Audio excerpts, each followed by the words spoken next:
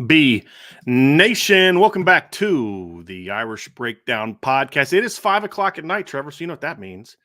That means it's not the big show. That means it is IB Nation Sports Talk. I'm Brian Driscoll. I am not Sean Stiers. He's way better looking than I am. That's Trevor Trowbridge. He's better looking than Vince or Jesse, with all due respect. We're here filling in for Sean because Sean right now is prepping his mic and getting himself ready to go for the season opener for the women's basketball team. As you all know, Sean is the voice of the Notre Dame Fighting Irish basketball team for the ladies.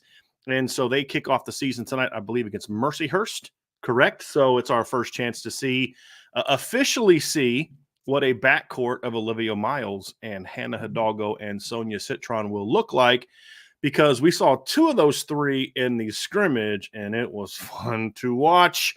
But Sonia Citron did not play. I believe she's going to be playing tonight, so we will get a chance to see that. But we got a fun show for you all tonight. We're going to talk about a few different topics, Trevor, and we're going to actually add one to the show based on what we talked about before. We're obviously going to talk about Marcus Freeman's press conference today, and he had a lot of interesting things to say today. Talked a lot about Florida State, his team getting healthier. Of course, the college football playoff comes out tomorrow, so we're going to have some fun kind of previewing that, talk about where we think things are going to go. It's going to be wild, Trevor. This past weekend really shook some things up. We'll dive into all that. And then part 3, we're going to do a little rapid fire. I'm going to be asking the questions. Trevor's going to be answering them. So we're going to have a little bit of fun with that here as we get ready to kick off IB Nation Sports Talk. But Trevor, as we do, we have a new friend of the program that we'd like to give a little bit of a shout out to here as we get going, because it is that time of the year where games start mattering a little bit more in college football. The NFL is getting close to that midway point. The crazy thing about Tuesday, Trevor, it is obviously the day that the first college football playoff rankings come out, right? So that's big. It's kind of another big deal. The presidential election is that day. A lot of state House representatives, state representatives in Indiana. We've got to choose whether or not to keep certain judges on the ballot. I will be voting to keep them on the ballot, by the way, because of why people are trying to get them off of there. It's so much stuff to go over and vote on tomorrow. That's a big deal. Obviously, everybody knows about the national elections, but there's obviously a lot of very important local elections and amendments and all types of things. And it's the trade deadline in the NFL. So a lot going on, man, a lot going on. And that's gonna shake up somehow, maybe how some people start making some little decisions in the betting game here as we get into the second half of the NFL season, as we get closer and closer and closer to the college football playoff. This is a big week, Brian. I think you said it perfectly. And it starts tonight. Tonight, Monday Night Football. We all know what goes on. Chiefs take on the Buccaneers, and there's no better way to follow the game than if you check out MyBookie. So what you guys need to go do is go to MyBookie, create an account. If you have one already, fantastic. But if you use promo code IRISH, what they're going to do is double your deposit with a deposit bonus. As of right now, the Chiefs are 9-point favorites over the injury-riddled Tampa Bay Buccaneers. I believe that they are without Mike Evans again. And unfortunately, Chris Godwin has been lost for the season. So don't forget about the MyBookie risk-free Thursdays either, which is something that I took advantage of last week. This week on Thursday Night Football, Bengals take on the Ravens. And last time, if you guys remember, that game went into overtime. I was actually there. Unfortunately, the Bengals did not come out on top, so my wife and her family were a little bit more upset than I was. Call me a fair weather fan, but still, hooday nonetheless, right? But they take on the Ravens in Baltimore this week. Right now, the Ravens are 6-point favorites. Also, make sure you enroll in their loyalty rewards program because it rewards you for every time you place a bet. But be sure to check out MyBookie. It's a sports book that gives you control and rewards you for every moment of play. And if you took the over, or excuse me, if you took the Ravens on Sunday against the Broncos, you would have, I'm sure, covered that because I assume that the spread was way lower than what the final score ended up being. So just a reminder of why the Broncos suck. Real quick, the ladies are out to a real quick 18-8 start. Looks like Sonia Citron has not played yet, so maybe they're holding her out in this game. But so far, Notre Dame's only missed one shot. they're 8 of 9 so far. 9 of 10 so far to start the game. So they're starting off pretty hot here, Trev. So Decent. First thing that I want to talk about, Trevor, is obviously a little bit of news came out today from the Texas side of things. And that is going to be, and this has not been confirmed by Notre Dame, but I have talked to enough people to believe that this is going to happen, that Notre Dame is going to schedule Texas for a home and home in 2008 and 2009, which is going to make the schedules in those seasons insane. So, Trevor, first we'll talk about just the Texas Notre Dame angle of this. I'll be honest with you. I've always kind of felt like there's a decade should not go by where Notre Dame and Texas don't play at least one home and home, in my opinion. I mean, you're talking about two blue bloods. They've only played each other 12 times. Notre Dame has a 9-3 all-time series lead over Texas. Obviously, Texas won the most recent one, which was in 2016. They won in overtime. Notre Dame won the 5 previous games. Texas won in 1970 and 1934. First game was played in 1913. Actually, Trevor, they played in 13-15 and then 34, then 52 and 54. Notre Dame won 4 of those, lost the 1 in 34. Then Texas won in 1970 in the Cotton Bowl, beat Notre Dame by 4. The Irish won the Cotton Bowl the next year, 24-11. Played again in 1978, the year I was born. This is a couple months before I was born, but beat Texas in the Cotton Bowl 38-10. And that win in the Cotton Bowl actually vaulted Notre Dame up into the net championship. That's how Dan Devine won his championship that season, Trevor. I believe Notre Dame, if I remember correctly, Notre Dame was 5th going into the bowl game, I believe. Yes, they were 5th at 9-1. And they beat Texas, who was number 1 and undefeated. Texas was the only undefeated team in the country. Oklahoma was at 2. Alabama was at 3 at 10-1. Michigan was 4th at 10-1, and Notre Dame was sitting there at 9-1. And Notre Dame absolutely blasted Texas that game 38-10, and that vaulted Notre Dame all the way up into the national championship. I would assume there was a little bit of controversy about that back then, but but that is one of Notre Dame's national championships that they can claim during that time. So, looking at that, Trev, that was always a fun season to talk about because Alabama was ranked ahead of Notre Dame. There were some common opponents. Alabama played USC that year, beat them 21-20. Notre Dame beat USC that year 49-19. So a little bit more convincing. We might be doing a lot of that here this year as well, Trevor. But and obviously Notre Dame won that title, won again in 1988. But the teams didn't play again until 1995 and 1996. They had a home and home. At the end of the Lou Holtz era, Notre Dame won both games, won 55-27 at home, then 27-24 on the road. I believe it was that was the year that Jim Sanson kicked a game-winning field goal for the Irish. In that game, they didn't play again until 2015. Y'all remember that game? Notre Dame absolutely blasted Texas to start the 2015 season. And then a year later, the Longhorns got revenge with a 50-47 overtime win. It was a great game. We would later find out they both stunk. Big picture, but that game was at least fun to watch, and they have not played since then. So it's not out of the realm of possibility they will play again between now and 2028 because of the college football playoff. But for now, the next game is scheduled for 2028. So first of all, Trevor, just want to kind of talk briefly about your opinion about Notre Dame and Texas playing each other, and whether you agree with me that at least once a decade. I'd be even okay if there was like, every 5 years you have a home and home, then 5 years home and home, that kind of thing. Be curious to get your thoughts about scheduling this type of game for the Irish. I'm with you, man. I love when traditional old school college programs play each other, especially ones that don't get to play that often, right? Because unless you go out of your way, unless the athletic directors and the schools and the programs go out of their way to schedule these home and home series, you're kind of just vying for a postseason game, right? Which, to your point, Bryan, might happen very soon. Could happen this year, right? Who knows? But I love when Notre Dame goes and plays historically like rich programs, right? That's always fun for me. The games mean more. And you guys know the slogan, right? Those are the games why you come to Notre Dame. There's a good chance those will be night games. Yeah, you go to Notre Dame to play Texas at night, at home, and away, right? So for me, I love it. And it honestly, it kind of comes at a funny time because last week you and I talked about the benefits of Notre Dame playing down in Texas for a recruiting purpose. So kind of funny that comes out about the, couple days after you and I had that discussion. But I think it's fantastic. I love when any two blue-blooded programs meet up and play each other. It's going to be a lot of fun. 2028 sounds far away. It's not as far away as what some people think. It'll be here before we know it.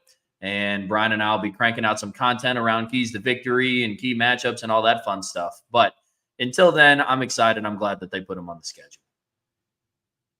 It is interesting, Trevor, to talk about those games because we don't know what Texas's schedule is going to look like that year. We have a much better idea of what Notre Dame's schedule is going to look like. But the interesting thing, Trevor, when you look at Notre Dame's schedule in 2028, if you just look at teams of the conferences that they're currently in now, Notre Dame now has two SEC teams scheduled in both 28 and 29. The 28 schedule, and this is you're adding Texas to this, they already play. Now, keep in mind also what's interesting is Notre Dame and USC are not scheduled beyond, I believe, 2026.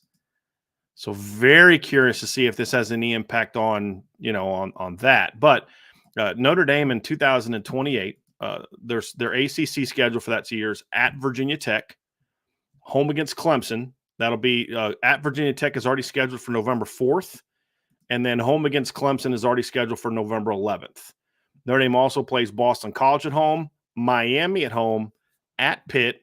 Of course, they have Navy that game, and as of right now, that game is slated to be played in Annapolis, but I don't know if that's actually accurate. That's what Football Schedules has. And then Notre Dame also plays at Purdue September 23rd. And then on September 16th, they play Arkansas. So now you add Texas to that mix. 2029, Trevor, is going to be the interesting one. Yeah. September 1st, Notre Dame plays Alabama. On November 10th, Notre Dame plays at Florida State. They also play at NC State, at Syracuse, home against Georgia Tech, home against Wake Forest, home against Navy, at USF, and now they play Texas. Now, I don't know which one's going to be home, which one's going to be away. I would imagine that, it's going to be difficult no matter which way you spend it, Trev. But that is the one interesting thing. You could sit here and talk about how, oh, man, that's going to be a brutal schedule. We don't have any clue what these teams are going to be like in 28, 29. Because if 2-3 years ago I'd have told you, 2 years ago I'd have told you, man, that Notre Dame schedule in 2024, oh, boy, they got Florida State coming to town on November 9th. Heck, if I'd have told you that 2 months ago, you'd have been like, dude, that's going to be a big one. We really don't have these teams are going to be. But kudos to Notre Dame for continuing to try to schedule these types of games. And you know what? Kudos to Texas for being willing to schedule a team like Notre Dame, because they could easily just pull a Lincoln Riley and be like, hey, we're in a good, quote-unquote, good conference now, so let's be punks and schedule nothing but trash in our non-conference. But that's not what Texas does, Trev. And if you really look at what they've kind of got coming down the pike, they've got Michigan in 2027, which they just played Michigan this year. They play Oklahoma and Ohio State Oklahoma's they play them every year. But they play Ohio State in 25 and 26. They have a home and home against Ohio State in 25 and 26. Their 2025 schedule. We talked about how tough Notre Dame's schedule is this year. This is Texas's schedule next year. At Ohio State, they get San Jose State, UTEP, and Sam Houston at home. They play Oklahoma and Dallas. They play at Florida, at Georgia, at Kentucky, at Mississippi State, home against Arkansas, home against A&M, home against Vanderbilt. So respect to those teams that are willing to play that kind of schedule, to be honest with you. So, but for Notre Dame, obviously, this is an important. It's important to schedule these types of games. Just kind of, I don't know if I want to be playing Alabama and Texas, and I think it's who was the other one Notre Dame had in 2029? There was like 3 crazy games, and if you Florida State, I think. Yes, at Florida State. They'll also play Texas. They'll also play Alabama and potentially still USC. That's going to be yeah. Man, that's that'll be a gauntlet, one that's going to be fun for us to talk about down the road here, man. But let's just hope that the draw, whatever it is that I mean, maybe Notre Dame lucks out and they play both at home, especially traveling to Florida State. But I'm not going to hold my breath because, like you said, either way, it's going to be a tough matchup. But we don't know what those teams are going to look like then, right? We also don't know what Notre Dame is going to look like at that point in time, right? I mean, Notre Dame could be, with the recruiting pipeline the way that it's continuing to build up, who knows, right? Well, I mean, it could be. Think about this, Trevor. Talk about how far down the road it is. 2028, the first year that they might play, will be Noah Grubbs, who's currently a junior in high school. It'll be his junior year of college. Gosh. Like Notre Dame's current sophomore class would have to be sixth-year seniors in 2028. So, like, they're gone. So, I mean, it is down the road. We don't know what these teams are going to be. We don't know who their coaches are going to be. We don't know who their players are going to be.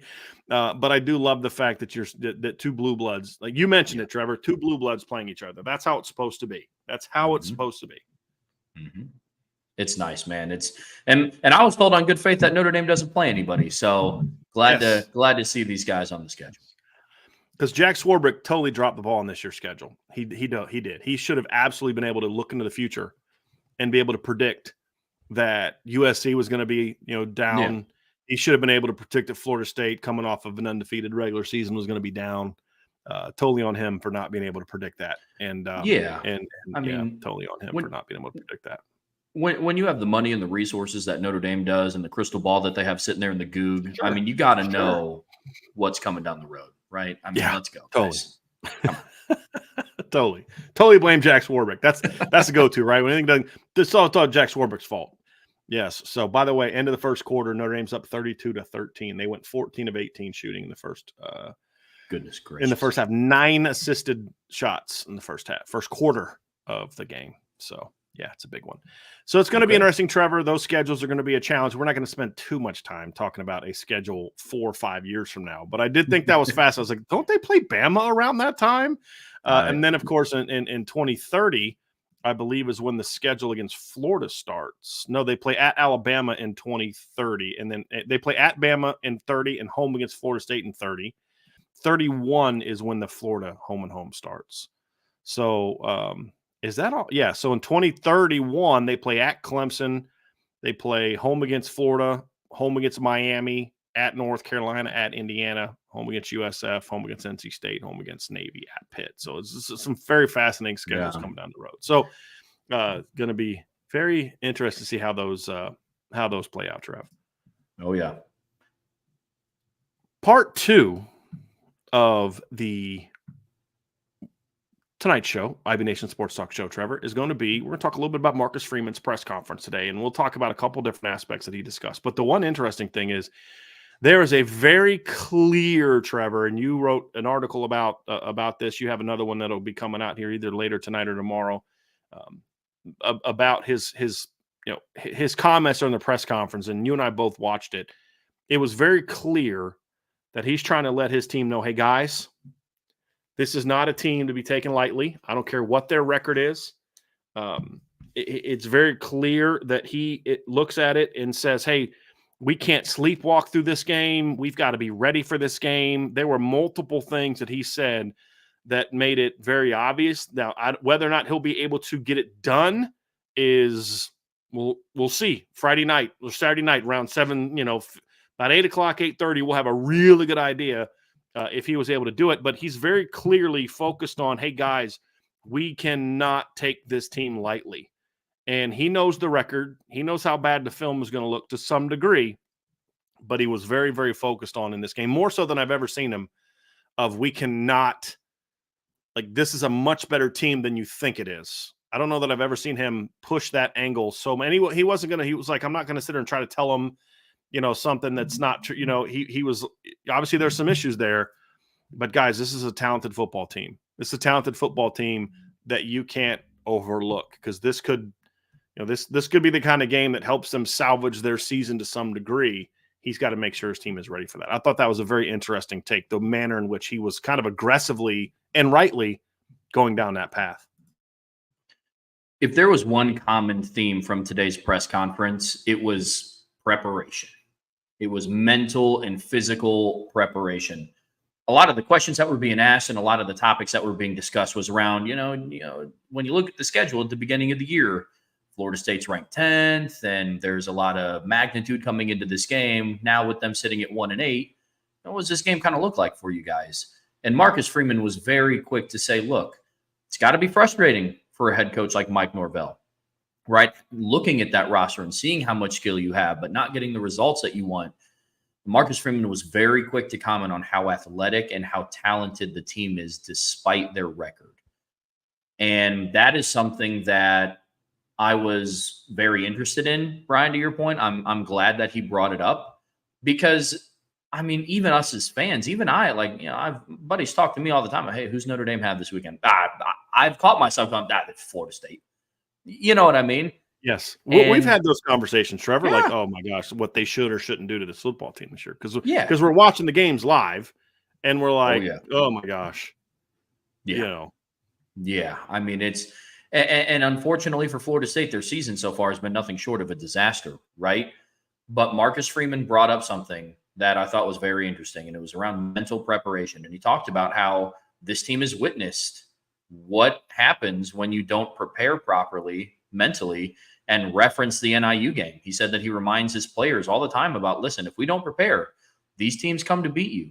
What's Florida State looking for? Their one and only ranked win of the season. They're looking to knock you out of the playoffs. They're looking for anything to build momentum going into 2025. And Marcus Freeman sounds like from the sound of the press conference, I know sometimes head coaches can get up there and give a little bit of coach speak, right? And to some degree you have to when you're preparing for an opponent that's 1-8 and has looked the way that they do, right? But he was very sincere about, this is a talented football team. I have a lot of respect for Mike Norvell. And this is a team that if you don't prepare for, it's going to be a 4-quarter football game, which is something that Notre Dame can't afford. So I am happy that he brought up how prepared they have to be, which is nice. And it sounds like this week and through the bye week, it was a lot about mental and physical preparation. Use the bye week to get a little bit healthier, rest up, do what you need to. And now they're ready and fully focused on Florida State. I wonder if part of that was also for our benefit as media and fans. You know what I mean? Like, I wonder if part of that was like, hey guys, don't treat this team like, I'm just trying to think of this isn't Mississippi State. You know what I mean? Like, this isn't Kent State's not coming to town. Akron's not coming to town this weekend, right? Like, although I probably shouldn't use MAC teams as an example for Notre Dame, but this isn't some really bad football team. This isn't Florida A&M. This isn't some team that we're going to just, literally could put our third string out there and beat this team by 3 touchdowns. You know what I mean? So I wonder if part of that was kind of for us, like, hey, can you guys please not just say that we have to beat them by 40 or I'm a bad coach, because there's going to be some people out there that do that, but I really did think it was interesting, Trevor, that he really started it off that way and brought it up multiple times. And to a degree, like you and I are going to talk a lot more about the Florida State game tomorrow. So we're not going to preview the game so much right now. But like one of the things that you and I will talk about tomorrow is, I watched that North Carolina game and I'm watching and I'm thinking this team is not good right now, but man, that D-line is still talented. Man, they still flash. Man, if that receiver catches that ball, he might house that thing. They're bound to catch one of them. You know what I mean? Like, I remember watching the Duke game. I'm thinking if their receivers could catch, they would have won that game. If that's the only thing that was different. And the same thing against against North Carolina. And you're just like, gosh, you just hope this isn't the week like that you figure it all out. And I think that's the warning to his football team coming into this game, Trevor, is, hey guys, we can't just assume this is going to be a cakewalk. We just can't. And also I think Marcus Freeman has a unique perspective on Florida State, Trevor, because he has a lot of experience with Mike Norvell. And I know that was something else that he had a lot to talk about today in the press conference. Yeah. Marcus Freeman has a lot of respect for Mike Norvell. So for Notre Dame fans who don't know, This will be Marcus Freeman's 4th time now going against Mike Norvell. He went against them twice at Cincinnati as a defensive coordinator, once in 2021 as Notre Dame's defensive coordinator, his first game ever as a defensive coordinator. Now this is the first time these two match up where they're both head coaches. And when they were at Memphis, they played in back-to-back weeks. One, I think, was the final game of the season. And then the next one was the conference championship, I believe. And Memphis won both of those games. The first one they won 34-24. The next one they won 29-24. And Marcus Freeman had a lot to say around Mike Norvell's ability to scheme things well on offense. He said that he was talking with Al Golden earlier this morning around all the different things that Florida State does. It's very opponent per opponent based, kind of almost opposite of Notre Dame. Notre Dame we're a run first team. We're going to establish the run game, faceless opponent, no matter who's in front of us. Florida State's very much like, hey, this defense isn't good necessarily at this. So this week we are going to do this. So to provide a little context for you, that 2019 team that he was at with Memphis, they ranked 8th in the country in points per game, scored 40.4 points per game. And they also ranked 10th in yards per game at 485.1. Then in 2021, when Marcus Freeman went against him as a defensive coordinator now at Notre Dame, Florida State ended up scoring 38 points that game. Which was so frustrating. Because Yeah. like Notre Dame they were up 38-24. You think they're about to blow the doors off of them, and then Notre Dame calls off the dogs. One other aspect too of it, Trevor, let me add, is they didn't play. So Marcus Freeman was in that same league beginning in 2017. They didn't play each other in 17 and 18 because Memphis and Cincinnati were in, I believe, the AAC together at that time, but they didn't play each other. So, like. I'm actually gonna check on that, but I believe Cincinnati was, because the Big East was already gone, right? Let me just check on that real quick to make sure that I am remembering this correctly. Yeah, they were in the AAC. They were in the AAC East.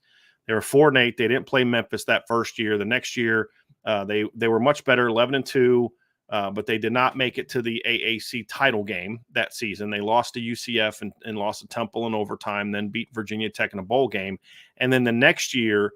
Cincinnati was their only loss up to that point in time in the season was to Ohio State. And then they lost back-to-back games. The championship game was much more competitive. The point being, he's seen a lot of film of Mike Norvell. The first time he didn't watch film, the first time he watched film of Mike Norvell was not, okay, we got to play them this late November and then play them a week later. I mean, he had seen Memphis play for 2 years before that. So there's going to be a lot of familiarity there, but he knows the kind of football mind that Mike Norvell is. He knows that Mike Norvell is more the guy that led Florida State to a 23-4 record than he is the guy that's leading him to a 1-8 record. That's what makes this team somewhat, I don't say dangerous. Like, I don't want to try to tell y'all that if they play their A game and Notre Dame plays their A game, that Florida State can win. No, if they both play their A game, Florida State's A game right now is like a C game for Notre Dame, just because of all the injuries and just all the different things going on with that football team. But it is one of those games where if Notre Dame doesn't come to play, they're not locked in like they weren't against Northern Illinois, like they were not against Miami of Ohio. Like then this game could get a little bit, a little bit hairier than it should be. And he knows that once Mike Norvell kind of gets cooking in a game, his offense rolls. His offense really rolls. So I think he understands the danger of this football team, Trevor. And Oh, yeah. I think the good news for Notre Dame, and this is something else Coach Freeman talked about, which is relevant to this topic, Trevor, is Notre Dame's getting a lot healthier. And then I even made a comment. I think I wrote this on the message board. I don't remember if it was in that or if it was in my depth chart, but this is the healthiest the Notre Dame offense will be since the Purdue game, because Jordan Faison was banged up in that game. Then Ashton Craig went down in that game. Billy Schrouth went down in that game for the offense. Faison's just now getting back to form. Billy Schrouth is going into his second game. You've got Cooper Flanagan, who's been somewhat limited. He's back to full go now. Like, they're never going to be what they were to what they could have been or what they were because Ashton Craig's not coming back. You don't have Charles Jagasol. This is going to be the physically healthiest that the Notre Dame offense has been really since the third game of the year.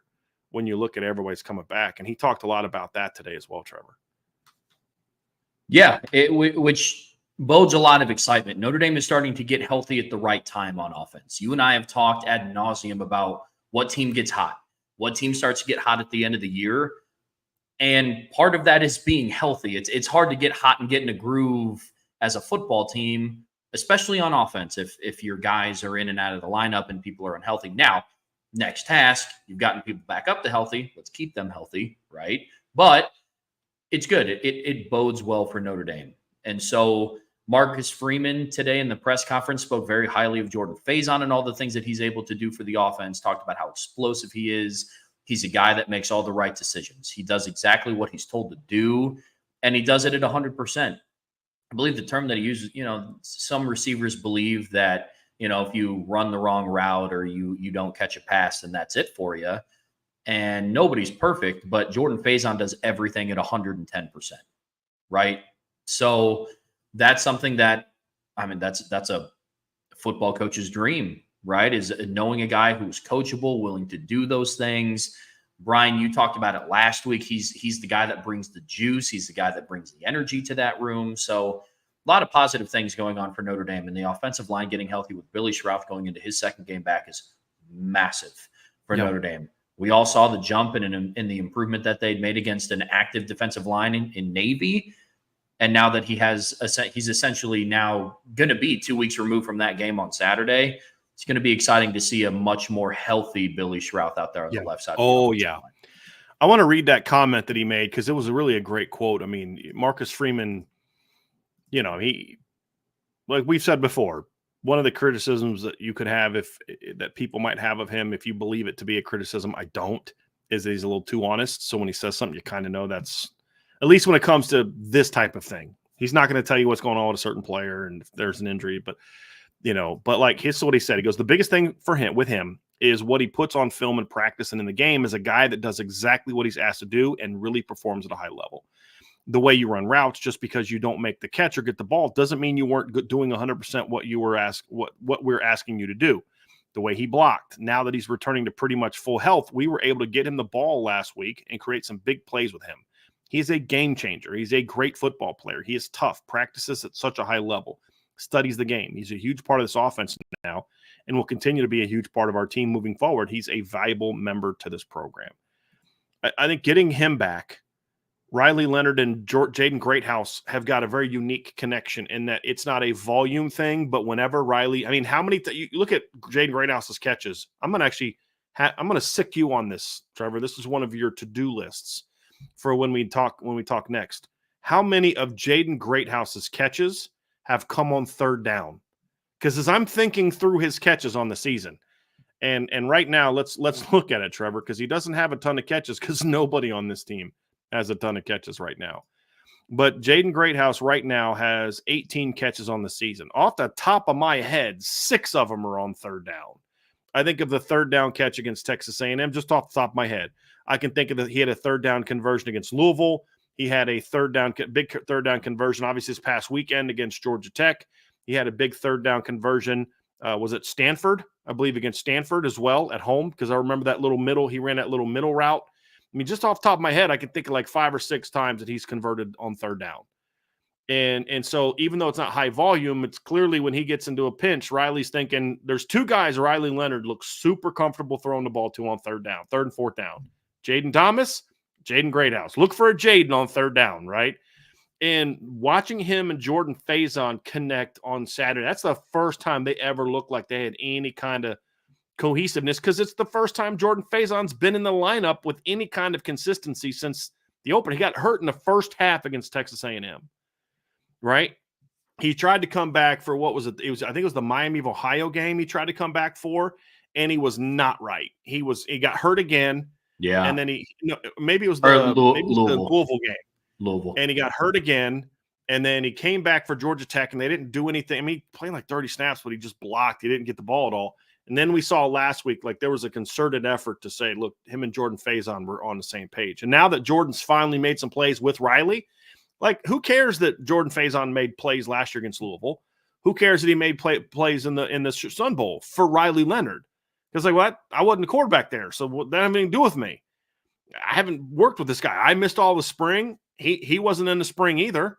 He's playing lacrosse during that period of time, so it's not like they could even throw the ball around.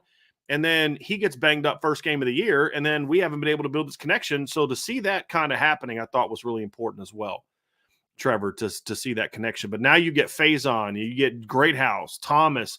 Clearly he has a connection with Bo Collins. He's starting to get a little bit more comfortable with Chris Mitchell.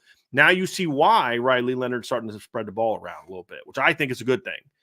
And so that was obviously, but his comments about Jordan Faison were impressive too. But this offense is getting healthier. The defense is never going to be as healthy as it was for the Stanford game, much less, the rest of the year. But the offense getting healthy can then take away some of the burden of the defense here in the stretch and in the postseason. So that'll be an interesting part of this as well. And of course, Marcus Freeman focused on, hey, we've got to, if we're going to, what type, who is your, somebody asked him something about the type of team they are, right? And he was right. And he just talked about running the football. So I was like, well, yeah, that tracks, because that's the one thing this team is good at. I mean, and they really are good at running football. That needs to be, if you want to put identity as that type of thing, which I don't really think that's an identity, I think that's a preference. But I think what comes from behind that is if this Notre Dame team can be the type of team that can go out there and run the ball week after week after week after week, it tells us that this team is getting more and more physical. And that's going to be that to me is going to be something that results in them, Trev, finishing this season on a very high note. Them being the team we think they can be in the final stretch is going to be determined by their ability to do just that, to go out there and say, we're going to hammer you, we're going to run it down your throat, and there's not a gosh darn thing you can do about it. Sorry. It's all about building consistency, man. That's what it's all about. I mean, it's hard for any team, any offense to be consistent when the lineup is constantly changing, right? I mean, we talk about how Notre Dame's receivers are kind of in and out of the lineup depending on, Faison's in and out. The offensive line has been banged up this year. And I mean, you could make the argument that there was an offensive line switch up before the first game. Like the lineup already changed before they stepped foot on the field, right? So it's hard to gain any sort of consistency as an offense when your lineup isn't consistent. That's why it's such a big deal that Notre Dame is getting healthy at the right time, because that's been everybody's criticism of Notre Dame's offense, mine included, is that there's times where they look great and there's times that they look like it's week one in Denbrock's system again. And it's because sometimes, depending on the lineup, it was that player's first or second time in a game in Mike Denbrock's system. So them getting healthy is really exciting. Riley's looking to keep building on, his chemistry with his guys. Marcus Freeman touched on in his press conference today, what's the biggest difference you've seen in Riley Leonard? And it was all focused around his confidence. He's a lot more confident in Mike Denbrock. Mike Denbrock's a lot more confident in Riley. Riley's doing better with his receivers, with his decision-making. Marcus Freeman even said it might not always be the right decision, but it's quick, which I'm not always going to say always going to eliminate a mistake, but it makes the odds a lot smaller outside of just holding on to the football and then forcing something where it doesn't belong. So Notre Dame getting healthy is very exciting, especially it's coming at the right time, man. It's coming at the right time. College football right now is wide open, and it's going to be the most consistent teams that are going to make the deepest runs in the playoff. And that is what Notre Dame has in front of them, which I think why Marcus Freeman, overarching theme of the day, was we got to be mentally and physically prepared. So it's exciting stuff, man. We've been saying it all week. We were saying it all last week. Month of November is going to be exciting. It's going to be really, really fun. Speaking of the fun of November, Trevor, this is November kicks off with the first college football playoff ranking. So tomorrow, November 5th, we will get our first college football playoff ranking. And I am fascinated to see where the rankings are. And there's going to be a ton of overreactions to them, which there shouldn't be, because there's a lot of teams that have to play each other. And a lot of things are going to happen to shake their rankings up. But it is a good baseline to understand kind of, how are they going to look, right? How are they going to look from what's your path moving forward for Notre Dame? And speaking of, by the way, so tomorrow we're going to actually have a couple shows. So we're going to go live on CFB Nation tomorrow. So if you are not a subscriber to CFB Nation, the YouTube channel, go do so. I know we haven't done anything on that channel in a long time, but we're going to try to ramp that up a little bit. But we're going to go live. Me, Bill Bender, and Bill Troche are going to go live. We'll probably get started about 10 or 15 minutes before 7 o'clock. So when the college football playoff rankings start at 7, so we'll go live then. And then we will kind of recap week 10, the impact it's going to have. And then we'll do a live show as the rankings are being released. So we will give you all our opinions at that time. We'll talk about all of it. Then when that show's over, about 10 minutes after that show is over, Trev and I will get on an Irish breakdown show, and we will break down what it all means for Notre Dame. And then Trevor can give his thoughts on just sort of the overall grand picture. So you're going to get to see us twice tomorrow on 2 different channels, 2 different platforms. So make sure you are subscribed to the CFB Nation channel tomorrow. So going to be very, very interesting, Trevor. So, and I'm sure we'll get a lot of hot takes, like some of the crazy hot takes we're getting in the chat, just like some person I've never seen before that said Notre Dame is going to struggle with Virginia because they're much improved. So yeah, get a lot of interesting hot takes here, Trevor. That much improved Virginia team that's lost 3 of their last 3 games and given up 49 points in their last 2 games. They're very much improved, buddy.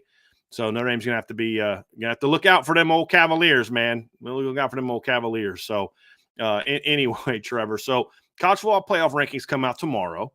We're gonna find out where Notre Dame is. So we're gonna just discuss that a little bit, Trevor, and just kind of preview it a little bit.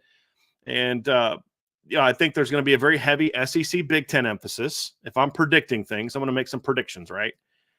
And I think we're going to see a very pro-SEC, pro-Big Ten, especially pro-SEC focus. And to a degree, I'm okay with the SEC getting a little bit more benefit of the doubt because unlike the Big Ten, the best teams in the SEC are actually playing each other. So they're a little bit more battle-tested. Where when you look at here's an example. So Ohio State this year has been battle-tested. Ohio State, their opponents have a combined record of 43-26. Oregon is 37-30. Their opponents not named Ohio State have a sub-500 record. Indiana's opponents have a 31-39 record. And Penn State, even though they played Ohio State, their opponents have a combined record of 33-34. Texas A&M, Georgia, Texas, LSU, Alabama, and Ole Miss all have opponent. And I don't count FCS teams. All have an opponent record of over 500. Alabama's opponents are a combined 46-20. LSU's are 35-26. Texas's are 40-30. A&M's are 39-27. And Georgia has the worst of all of them. The only team with a worse opponent record than Georgia is Tennessee, which is why I'm fascinated with what they're going to Tennessee because they get that great win over Alabama. They got a bad win lost to Arkansas, which looks worse and worse now, especially after Ole Miss absolutely annihilated them on Saturday. But they haven't beat anybody, and they have not looked good for the last month. So, and I didn't even think they looked that great beating Alabama. I thought Alabama just kind of shot themselves in the foot a lot. Had a very, very ugly win over Kentucky this weekend. So you look at it and say, well, one conference's top teams tried to play themselves and schedule tough out of conference, and your conference did not do that. So I'm very curious how that's going to be. The Big 12 had a disastrous weekend, Trevor. Just disastrous weekend for the Big 12. K-State and Iowa State both getting beat by very mediocre opponents. Iowa State getting beat by a 5-3 Texas Tech team. And then who's okay. Defense is terrible. And then K-State losing to Houston, who's 4-5. And how about the job, Trevor, that Willie Fritz is doing at Houston? Because, boy, that season – it's kind of like what Rich Rod did is doing at Jacksonville State. I mean, Houston was bad to start the season. They started 1-4. They lost by 20 to UNLV at home. Their only win was over a bad Rice team. They lost at Oklahoma, lost at Cincinnati 34-0, lost to Iowa State 20-0. They've won 3 of their last 4 games.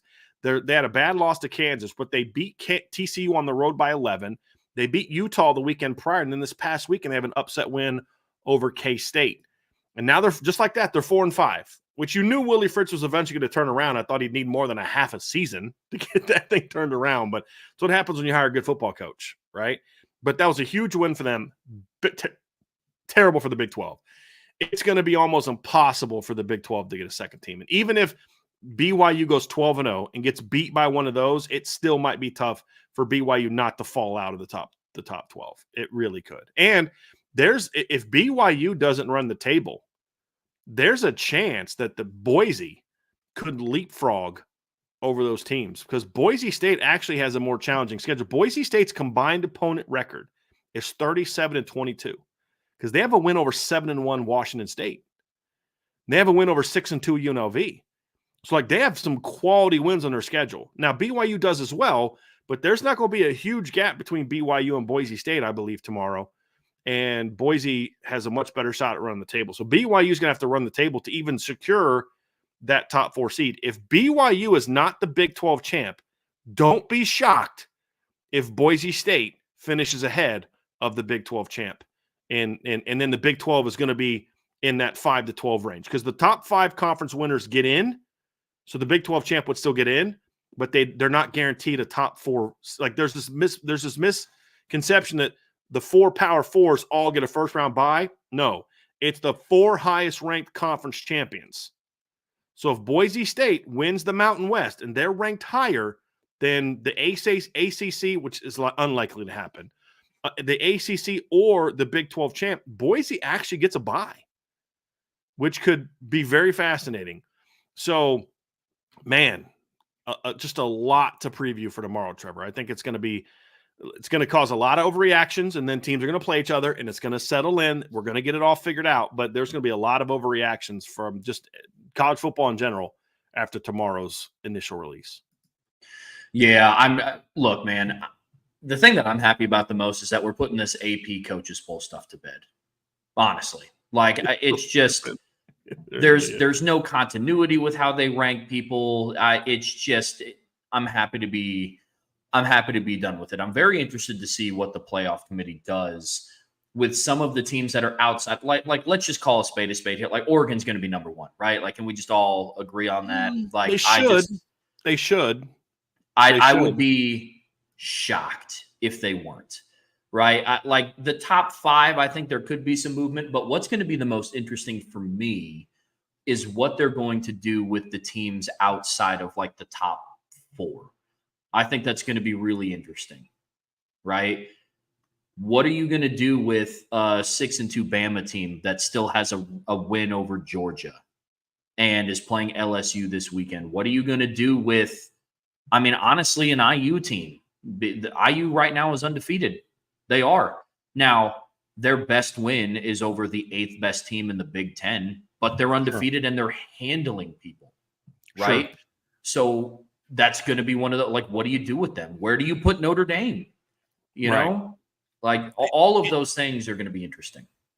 And that what you said about Indiana is why I think Indiana might get viewed a little differently than like Iowa State would have if they would have been able to come back and beat Texas Tech. Yeah. Because neither of them have played anybody. The difference is Iowa State has a bunch of close wins over mediocre teams. They did have a good win. That Iowa win's looking a lot better now because Iowa's kind of a little bit hot right now, and they're now just like that 6-3. But you've got a lot of come from behind win over UCF. You have a come from behind win over oh gosh, I'm literally drawing a blank right now on who they Texas Tech this weekend. You had a little bit of a sloppy, ugly win over North Dakota, sloppy, ugly win over Houston and Iowa State or West Virginia. And then you look at Indiana, and Indiana hasn't beat anybody, and they broke Nebraska. They flat out broke Nebraska. Like they took Nebraska's soul. Nebraska has lost 3 straight games, including at home to UCLA this weekend. But that's their best win as of right now. You could argue is that Nebraska win, who's now 5-4, and them them losing games is not helping Indiana at all. But the difference between Indiana and Iowa State, for example, is Indiana's closest game so far this season has been 14 points. Like that's the closest one they have. So how do you judge those two things? There's on one side, there's bad record, but on the other side, but you're dominating that record the way a really good team is supposed to dominate that record. How does the committee weigh that? That's going to be fast. And do they set Ohio State up for a big win by putting Indiana in the top 10? I'm very fascinated by that because they don't look at this the way that the AP and coaches polls do. They look at this a lot more scientifically, usually. Now, we always get new committee members, but usually.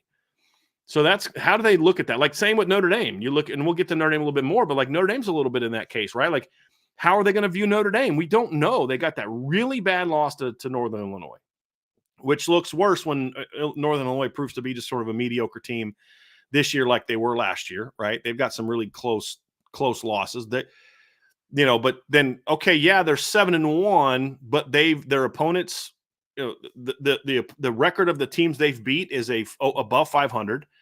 Notre Dame is tied with SMU, Oregon, Ole Miss for third amongst most wins over teams with a winning record. Tied for first is Texas and Ohio State with 5. Notre Dame's got 4.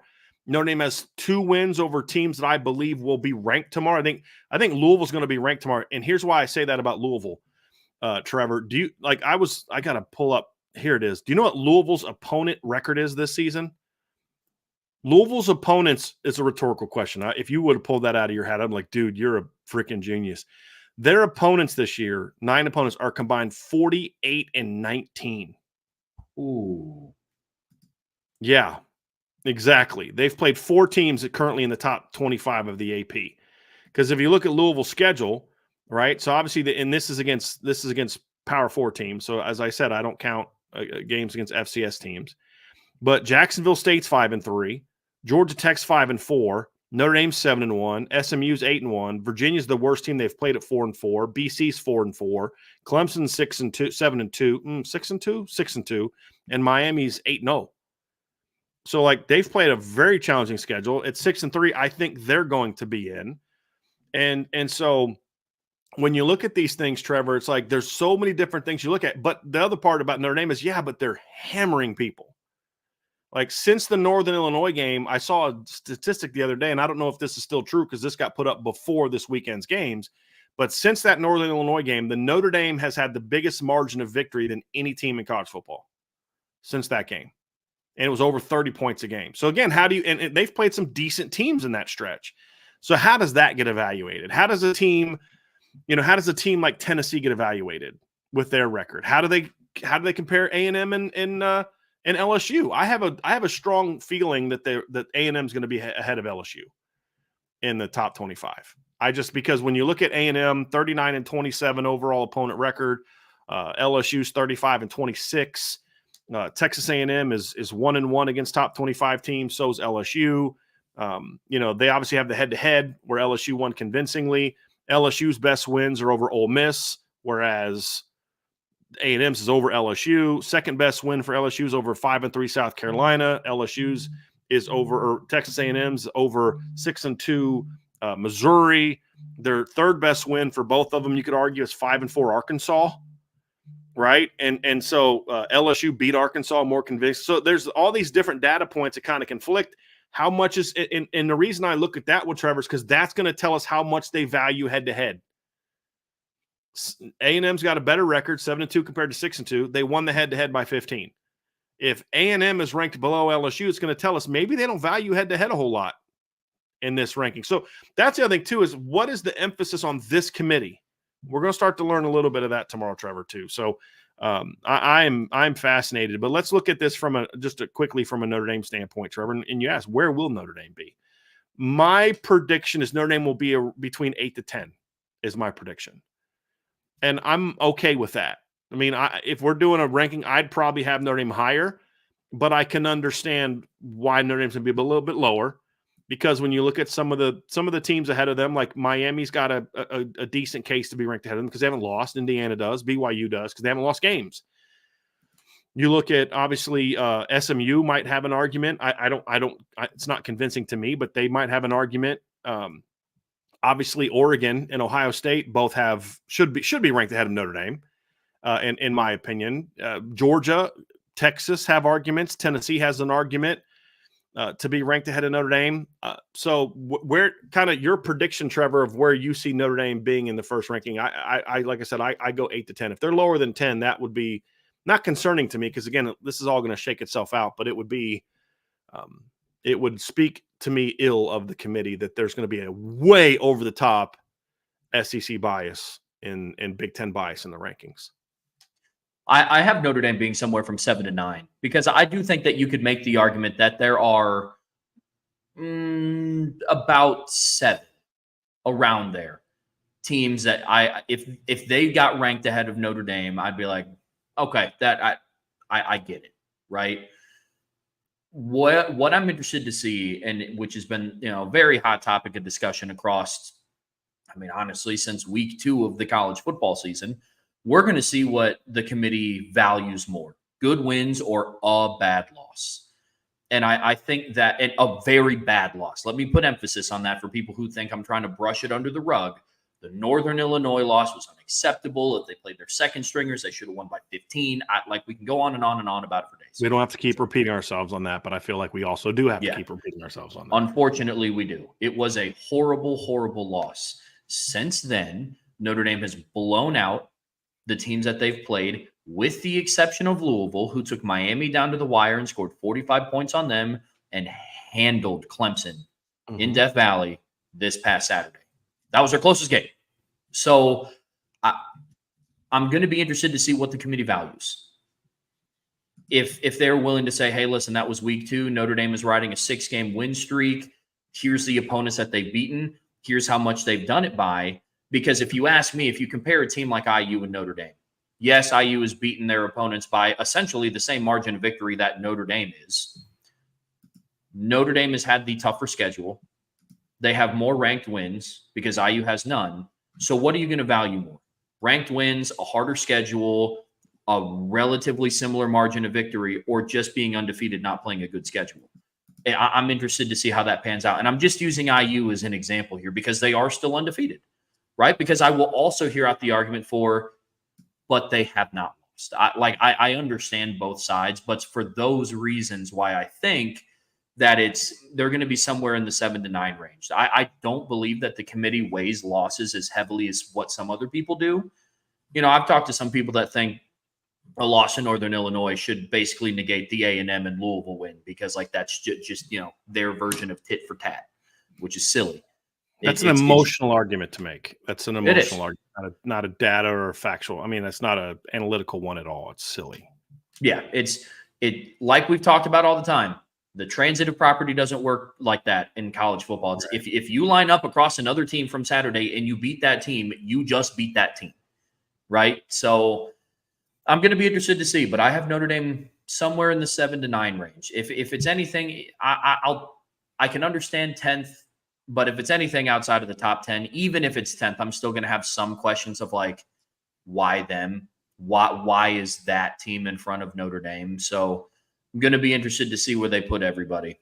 It's going to be fun. It's going to be fun to talk about, man. Yes, it is. An interesting data point when you look at Notre Dame and Louisville, and you look at Miami and SMU because they all have wins over Louisville. But the interesting thing is, how do they view that game? How do they view those two teams? Because when you look at Notre Dame, for example, SMU never trailed Louisville in that game. But they were tied late in the third. They were tied midway through the fourth quarter. SMU scored with 6.5 left to take the lead.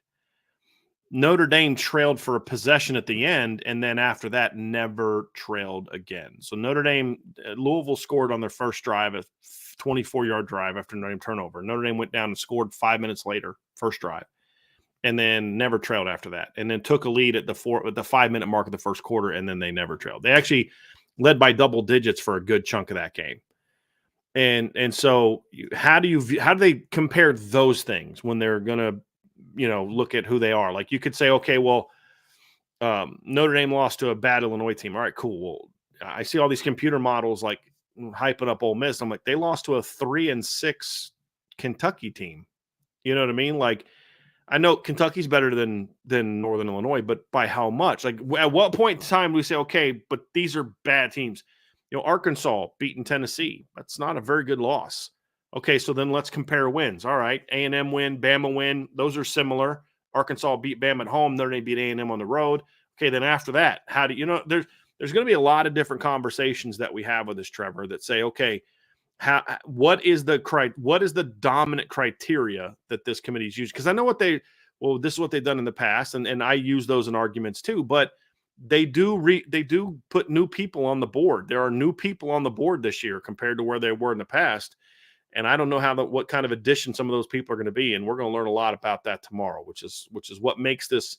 That's probably more than anything, the more interesting part to me when I look at the first rankings. It's not so much where are you ranked. It's more so, okay, why are certain teams ranked there? And does this committee use consistency? Because there's been a couple, for the most part, I think the committee's done a fine job, but there's been several years recently where I'm like, there's no consistency with how they applied it correctly to get that ranking, but then why didn't they apply it the same way to this other team that's ranked a lot lower than they should be or ranked higher than they should be? And that's something we're going to find out tomorrow. I do agree that Oregon should be the number one team, but I don't necessarily want to say that they will be just because the committee does some silly things. There's like these computer models that have Georgia ahead of Oregon, Ohio State ahead of Oregon. Like when your model says that Ohio State should be ahead of Oregon, I don't know that I can buy that. Okay, they played at Oregon, but who won that game matters. And like you've said before, that game was not nearly as close as the final score showed, in my opinion. I think Oregon was the better team that day. So there's going to be a lot of interesting things. Trev, I'm going to kind of do a little bit more predictions, but if you could predict who you think the top 5 will be right now, what do you think it would be? So let's say Oregon is number 1. Who do you think they're going to have 2, 3, 4, and 5? Because I know what the AP has. They have Georgia number 2. But as I look at Georgia, I don't. You're not going to convince me that Georgia's the number 2 team in the country right now. And yes, they've got to win over Texas, another team I'm curious to see how the committee views them. But Georgia's got that win over Texas. But if you look at the rest of Georgia's resume, it's not super impressive, especially after watching Clemson just get blasted by Louisville this weekend. But Georgia's overall opponent record is 31-28. If you look at the record of teams they beat, it's 25-26. They only have 2 wins all season over teams with a over 500 record. 2. Notre Dame has 4. But the computers tend to like them a lot. And the Bama game, yeah, they came back late, but they were getting annihilated early in that game. They barely beat a 3-6 Kentucky team. They barely beat a very mediocre 4-4 Florida team this past weekend, who was down to their 3rd string quarterback for most of that game. I'm very curious to see if the committee puts Georgia where a lot of other people think Georgia is, which is number 2.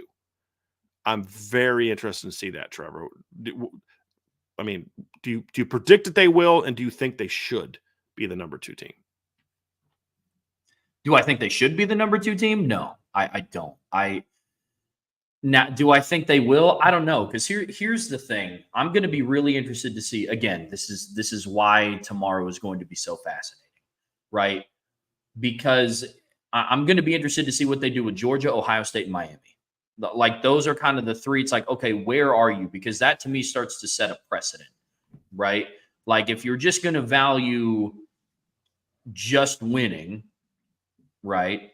And Miami has Cam Ward and they're exciting. And that Duke game, if anybody watched the Miami Duke game, was not as close or not as far apart as what that final score indicated. Duke had an 11-point lead in the second half of that game. Yeah. Miami has played very close games, but it gets overshadowed because they have Cam Ward and they do exciting things. They don't talk about how since they started playing Power 4 opponents, their defense gives up like 31 points a game. Yeah. But Trev, just for the data, just so we can get the data out there that you're arguing, Miami's opponents right now have a combined 33-35 record. They have played 3 teams with a better than 500 record, and they are 0-0 against teams. I'm sorry, they're actually 1-0 against teams right now currently ranked in the top 25 because Louisville jumped back in. But the computers have them at the Sagarin has them at 8 behind Notre Dame. The Fermo Efficiency Index has them at 9, just 1 spot ahead of Notre Dame. And then the FPI, the Football Power Index at ESPN, has them at 9, 4 spots below Notre Dame. And to your point, yes, they've had some blowout wins, but they've had a lot of close wins as well. Barely beat Virginia Tech, barely beat California, barely beat Louisville. And then, like you said, that Duke game was a lot closer than people than people think that it was. And to your point, just for some data, Miami, Florida is giving up 29.8 points per game this year against teams that play in the FB at the Power 4 level. The committee in the past has not looked kindly at teams that give up a lot of points. They haven't. So I think your Miami thing is a really good one, Trevor. How is it? Because if you just look at wins and losses, Power 4 league, undefeated, have a win over top team, you could say shouldn't they be number 2? But to your point, are we going to find out if just record matters or how you put that record together matters? Because my opinion, Trevor, and tell me why I'm crazy, my opinion right now, based on how the season has gone, based on how, who they've beat, overall strength of their schedules, things along those lines, I think you could make a case that Ohio State and Oregon should be Oregon and Ohio State should be 1 and 2. Yeah, I know they lost to Oregon and they had that ugly win over Nebraska, but by and large, Ohio State has looked like a better team this year to me than Georgia has. They've looked like a better team to me than Texas has. Yeah. You know what I mean? So it's like, how are they going to view those? That's like I said, that's why I don't want to just gift Oregon the number 1 spot, but I don't see the reason why I say that is because I just don't see a team that makes an argument to dethrone them from number 1, right? From the first overall ranking. And Miami, I know that we talked about if we're doing predictions here, I would put Oregon and then Ohio State 1 and 2. Mm-hmm. Because Ohio State's 1 loss is by 1 point to the now number 1 team in the country. And it was at Oregon. Right? It's just that is the one thing that I think holds weight. And you just went into Happy Valley and beat the number 3 team in the country. Now, the Penn State argument's interesting because I'm talking about the Ohio State versus Penn State argument, because leading up into the game, it's kind of just whatever narrative fits what argument you're trying to have at that time. Mm-hmm. Because it's, Penn State's overrated. They're not good. James Franklin can't beat Ohio State. But then once you beat Penn State, it's, we just beat the number 3 team in the country. What's good? Which they're not. No. But Trev, if we were to rank Penn State appropriately, we would both agree they're at least a top 12 to 13 team, correct? Oh, yeah. Yeah. Okay, so you still beat a top 12 to 13 team on the road. Yeah. In a game where you were down 10-0 and then just outplayed them for the rest of the game. Yeah. You made the big plays in that game. They didn't. Right? Yeah. Because I don't think Penn State's top 10 team. I don't. I think they're a top 15 team. But you still went on the road and beat them. Yeah. You've got a blowout win over a 5-3 Western Michigan team. You blew out Michigan State far more convincingly than some other teams did. Right? I mean, so you blew out Iowa, who's that Iowa win looks really good for Ohio State right now. It does.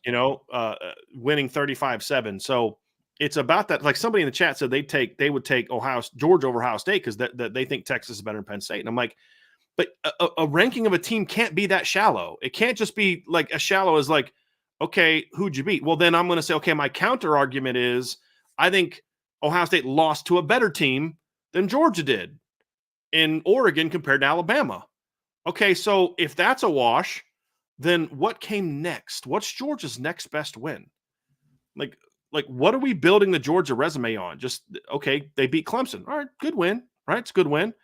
But Clemson kind of got exposed a little bit this past weekend. And then their next best win is what? Florida? Right? So that's going to be the argument, right? Do you really put 2 teams from the same league, 1 and 2, when they've already played each other? Well, I mean, if that's what the resume says, that's what the resume says. I predict they're going to put Georgia 2. I just don't know that I necessarily agree with it, Trevor. Yeah. Unfortunately, Georgia and Ohio State are 2 teams that the committee is historically very high on. Now, the one thing I will say is they also left Georgia out of the 4-team playoff after they lost to Alabama. So, I mean, it's interesting. Now, I know this year is going to be different. A 4-team playoff is significantly different than a 12-team.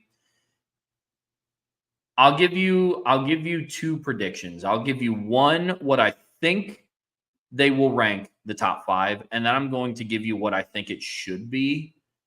I think they're going to rank the top 5, Oregon 1, Georgia 2, Ohio State 3, Miami 4. It's going to mirror very closely to what the AP poll top 5 looks like.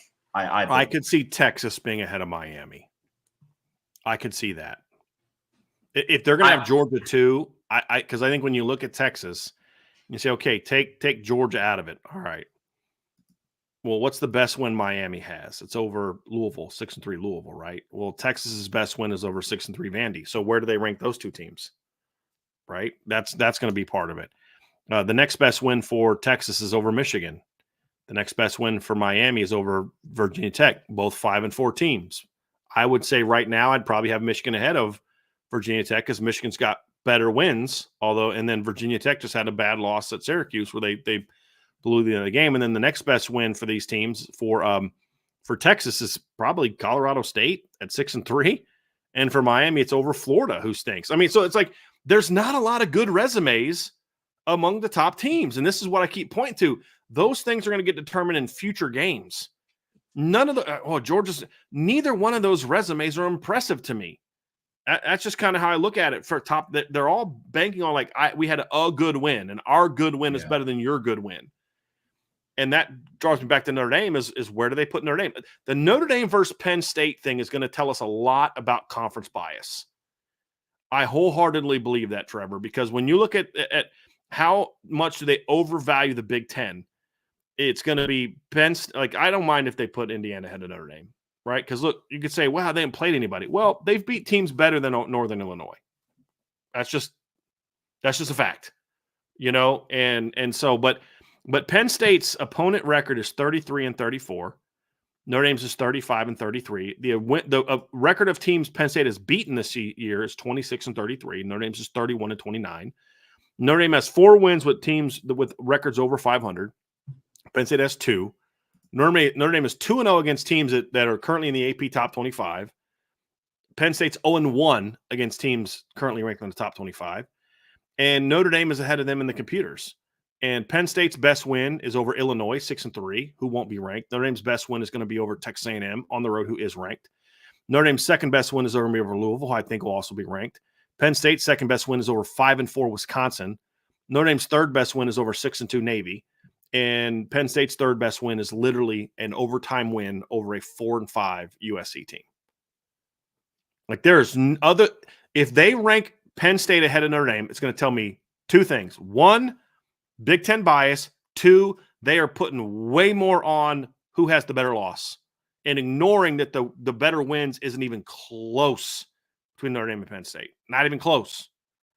So that's going to tell us how badly they ding Notre Dame for that loss to Northern Illinois. Is that one right there? The Penn State Notre Dame ranking. That's going to be interesting. Yeah. I think so. Well, I think so. I mean, that's going to be the biggest thing that I pay attention to tomorrow is how much are you going to weigh on losses? Is this the year that the committee decides now losses are a factor? Now losing is a factor. In my opinion, losing is a deterrent. I don't like. That's why I don't think that Texas is going to be above Miami.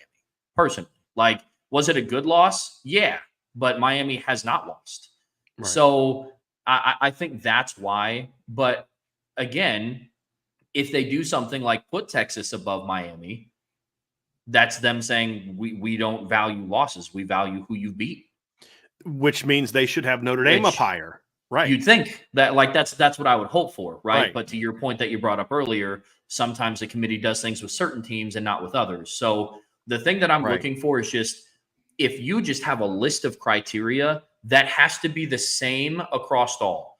It can't be, we don't value losses, but Notre Dame lost to Northern Illinois. So, you know what I mean? If that's going to be your thing, losses have to be a factor, especially when you compare a loss to Ohio State's loss to number 1 Oregon and Notre Dame's loss to Northern Illinois.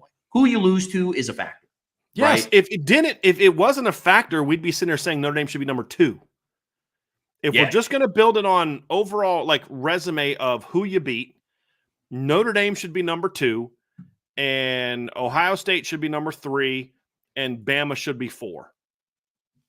If we're just going to ignore losses and just focus on the wins, because Bama's opponent record is 46-20. They beat Georgia, Missouri, Western Kentucky. They've beaten 5 teams at 500 above 500 records. Ohio State has beaten 5 teams with above 500 records. Notre Dame has beaten 4 teams with above 500 records. Notre Dame, SMU, BYU, Oregon, and Georgia are the only 5 teams in all of college football with 2 wins over current AP top 25 teams. That's it. Those 5 right there. Alabama's 1-2 against top 25 teams. But if we're going to ignore the losses, then hey, Bama's got some great wins. I mean, the teams that Alabama has beaten are 33-16. They beat Georgia, who's going to be number 2, right? So that's the whole thing. Is Notre Dame is getting dinged for the Northern. This is what people like. I've seen some people make so. Well, you just want to pretend like that game didn't happen. If I wanted to pretend like that game didn't happen, I'd say, hey guys, Notre Dame should be number 1 right now, or number 2 right now, or number 3 right now at worst. The game did happen, which is why we're saying 8-10 for me, 7-9 for you, because that game did happen. But it's how much are you focusing on that one game while ignoring all the others? That's going to be – and then how – to your point, Trevor, how does that get applied across the board? And I think the back end of that top 25 is going to be very interesting. I'm so pissed that Navy lost to Rice this weekend. They had that 5-hour weather delay and got beat by Rice this weekend because that put a little bit of a ding in Notre Dame's potential top 25 aspirations.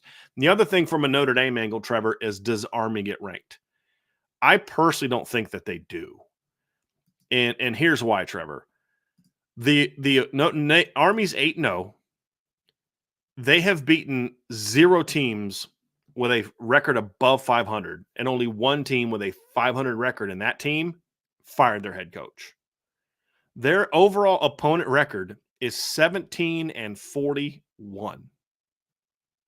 That's it. Like, you want to talk about not beating anybody. So, I mean, but that's the thing is if you're going to put Miami in the top 2 or 3 and you're telling me you're only valuing the record and not necessarily the quality of the teams you beat, then Army should be a top 25 team. They've won all their games. How many other teams can say they've won all their games? The list of undefeated teams is very, very slim. Very slim. Matter of fact, I think I saw somewhere there's only like 7 or 8 undefeated teams in all of college football, right?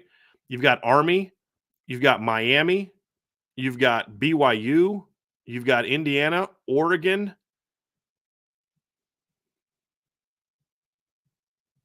That's it. 5 undefeated teams in college football. So if you're going to have Miami that high, like you said, then okay, then Army should be in the top 25. But that 17-41 record's really bad. And I think ultimately that's going to keep them out of the top 25. If they're in the top 25, you know what that tells me? It tells me the committee wants to set up a big win for Notre Dame. That's what that tells me. It's going to be interesting what they do because sometimes the committee does have a tendency to rank teams a little bit higher that have like really exciting players. And Bryson Daly is one of those players. Like that's why I think Miami's going to be ranked as high as they are because Cam Ward's exciting. Negate the fact that their defense is not good. Right? Like negate the fact that they barely beat Cal and they barely beat Virginia Tech. And they barely beat Louisville. Louisville is a quality ball club, but like it, you know what I mean? But they have Cam Ward, and it's exciting, right? So I could see them doing the same thing for Army and putting them at like 25th. But I think it will be more of a testament to who Notre Dame, or like it will be more of a testament to helping bolster Notre Dame's strength of schedule than it is them thinking that Army is what they are, right? Does that make sense? Real quick, I did a little mock of what I think the top 12 is going to be tomorrow. Okay. So this is what I think it should be, not what I fully believe that they're going to come out and say that it is. So this is in order from 1 to 12.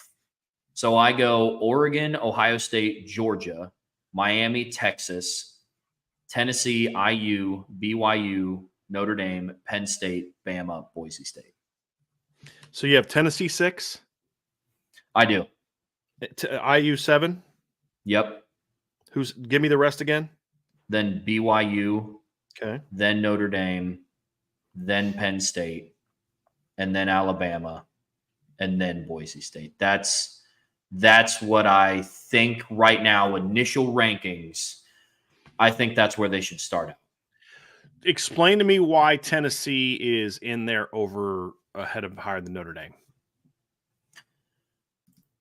So right now, Tennessee, they beat Bama, who I think is going to be ranked in the top 12. Right. Where do you see that was a home game where Notre Dame beat what? A&M, who's going to be about where? Where do you see A&M being? Probably somewhere in the 15, maybe 16 range. So I think they beat number 11 at home by 7, right? By a touchdown. Okay.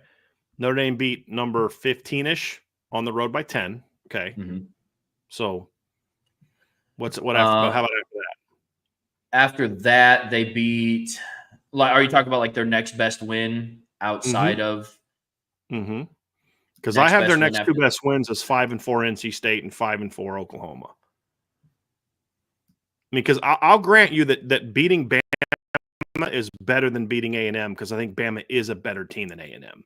I just don't think it's by a lot. Where I could argue that the Louisville win is significantly better than anything else Tennessee has done. I agree. The reason why I put it that way is because I look at where other teams will be ranked in relative. Like if I'm just looking at it in a vacuum of who I think should be ranked higher, Tennessee or Notre Dame, I think it should be Notre Dame based on their resume. But then that would, I don't know if I see Tennessee falling behind IU and BYU, who I think could very well be ranked ahead of Notre Dame. Sure.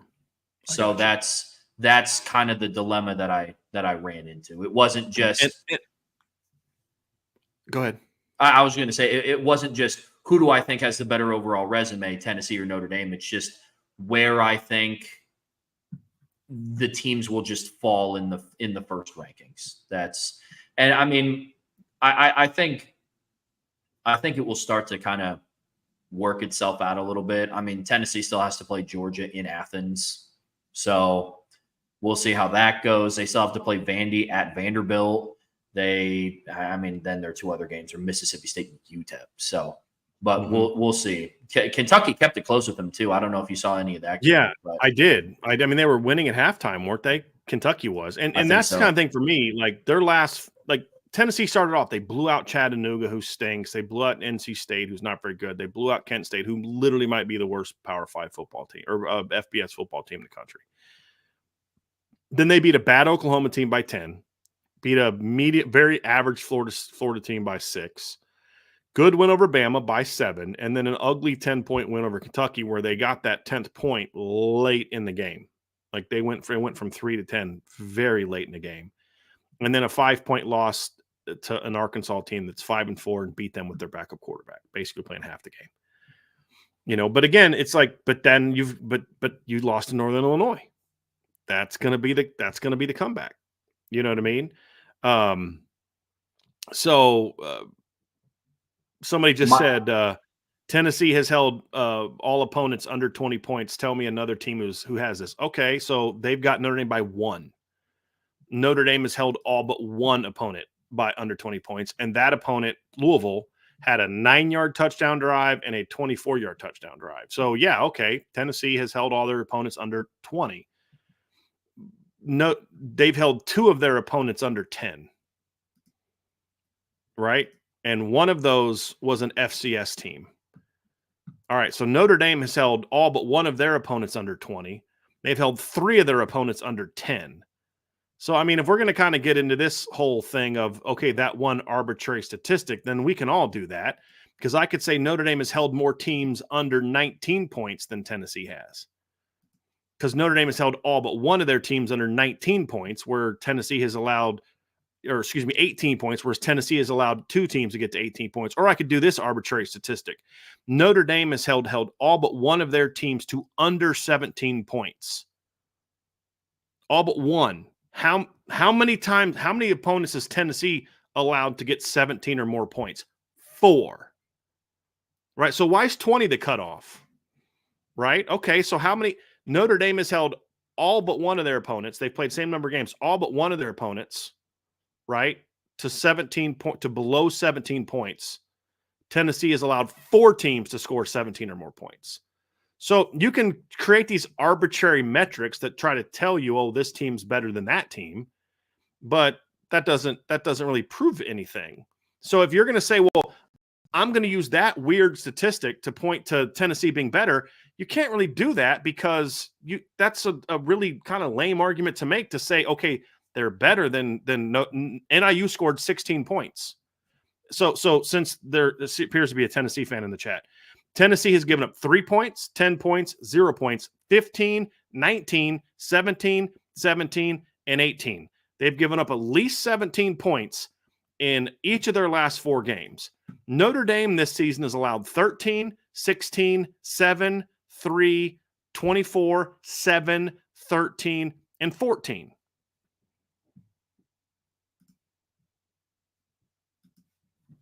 Yeah. Yeah, I agree. Like we talked about earlier in the show, this is the time of the year where statistics start being used to fit whatever narrative you're trying to go across, right? Like that's just that is what it is, right? Like, I mean, unfortunately for the people in the chat, I hate to break it to you, Alabama is not a top 5 offense. They just aren't. They're ranked 15th in scoring offense. Give me a break. Yeah, I mean, Louisville ranks 21st. Bama's averaging 37.6 points per game. Louisville's averaging 36.2. They scored the same number of points against Notre Dame. Navy's averaging 36.6. I mean, come on. But it's okay to admit that they're both really good on defense without trying to use some lame arbitrary statistic to try to prove a point. If there's going to be a case for Tennessee, you got to do something better than that. Because what's more impressive, that we held all of our opponents under 20, or that one other team held all but one of their opponents under 17, while your team gave up more? Okay. And he's gone. Hey, listen. It's real simple. Real simple. We have lots of fans here from other teams. My guy Archer's an Ohio State fan. Antoine's a Michigan fan. We got Insured by Biggs, an LSU fan. And they're here for a long time because they know how to talk ball without being a child. When your points get proven and all you can do is you're crying, you're an idiot, and you're not going to be on our channel anymore. Have a debate. Be a grown-up. I know that can be hard for some people that are fans of SEC teams. I get that. But when your point gets blown up, don't cry and then project that onto us and say we're crying. It's not crying to point out data. It's not crying to say Notre Dame's opponent record this season is 35-33 and Tennessee's is 28-22. It's not crying to say that the opponent record for the teams Notre Dame has beaten is 31-29 and Tennessee's is 23-28. It's not crying to say that Notre Dame has beaten 4 teams with a better than 500 record, and Tennessee has beaten 3. It's not a crying to say that Notre Dame has 2 wins over top 25 teams, and Tennessee has 1. Come on. Be a grown-up. Just try it out once. I promise you, you'll kind of like it. You'll kind of like it. But now you're done, and you won't be posting anymore because you couldn't control yourself and act like a grown-up. It really does drive me crazy that when alleged adults have someone use data to prove a point or to debate a point, they respond with insults like they're 12. And if you're 12, it's past your bedtime. You should be getting ready for bed. Go brush your teeth. I'm sure your mommy wants to tuck you in. Okay? So this isn't a channel for children, right? Or if you are a child, you're probably smart enough to be able to make a more coherent argument than that guy. So I just can't stand that, Trevor. We're having a great football conversation. I disagree with Archer all the time. Do you know how many times, and he's been on our channel for years, how many times he's insulted me? 0. You know how many times I've insulted him? 0. Because he's an adult. It ain't that hard. It ain't that hard. But I get it. Tennessee fans don't know how to handle success. You know, that one championship in the last, 90 years. I'm sure that, sure that can be hard for you. Goodness gracious. But here's what is real, Trevor. Those first rankings are going to be very interesting. And we're going to talk a lot about them tomorrow. Yeah. Going to tell us a lot. Fun. It's going to tell us a lot. And there's a lot of games to be played between teams ranked ahead of these teams, right? So like Indiana, if they are ranked ahead of Notre Dame, how do they view a loss to Ohio State? If Indiana beats Ohio State drops. right? So one of those teams, if they're both ahead of Notre Dame, one of them's falling behind Notre Dame when they play, I would imagine, right? Because what would kill Indiana is if you finally play a ranked team and you lose, even if it's a close game, then you still have no wins to hang your hat on. For Ohio State, you say, hey, both of our wins were to really good teams or lost to really good teams, but then you're like, okay, you're hanging your hat on that one win, but now you have 2 losses. So, man, it is going to be really interesting. Really interesting how these rankings come out. So, Trevor, we got one final segment that we're going to get to, and it's going to be a nice little fun rapid fire. But before we do, folks, do me a favor, hit that like button, hit the subscribe button, hit the notification bell, share this podcast, give us a 5-star review. And if you have not done so, make sure you sign up for the message board at boards.irishbreakdown.com. All right. Trevor, a little rapid fire action for you. Sean gave me some of these questions. I came up with some of my own. We're going to start off with a fill in the blank. Then I'm going to ask a couple questions that are going to be sort of, I want your answer. And then I'm going to give you 3 true or false questions. And you got to tell me why you're picking true or why you're picking false. Okay? Okay. So are you ready? Let's do it for this one? Okay. Let's do it. All right. So number 1, fill in the blank. This past weekend's college football results were blank for Notre Dame. Results as in like the games that were like how the results of what happened in the games played was blank, and you can take that wherever you want, was blank for Notre Dame.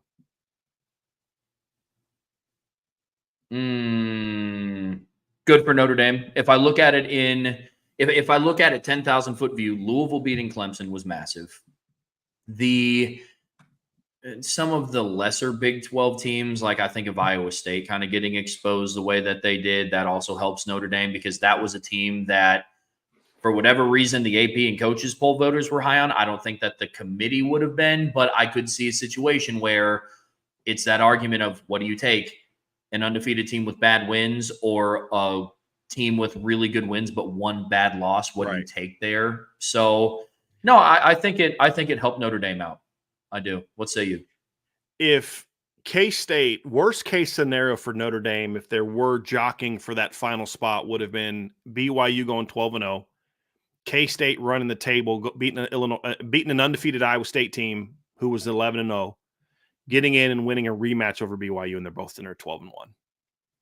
That would have been tough. Now K-State's out. The only way K-State can get in now is if they win the league.